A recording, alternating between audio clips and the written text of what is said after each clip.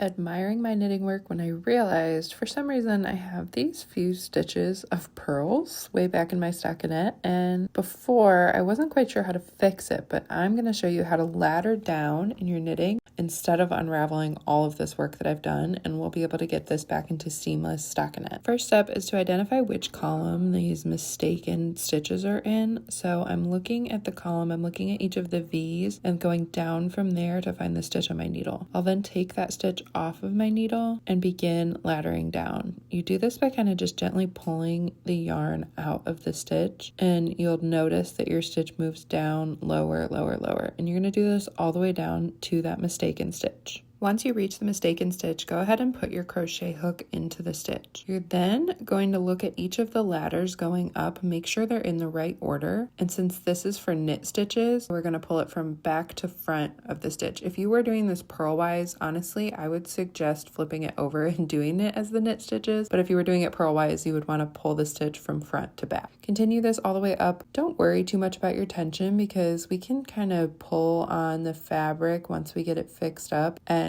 get it back to normal tension. Also, blocking will help with this, but over time I find that the stitches kind of rest back into their normal fashion. When you reach the top, put the stitch from your crochet hook onto your left needle and then continue on knitting as normal. Now, this particular fix, I have 3 different columns that I need to fix, but if you only had one, that's when you'll continue knitting. Otherwise, go down and do the same thing for the other columns. And that's what it looks like. It's a pretty quick fix, it's not too scary, and it will save you a lot of time from unraveling.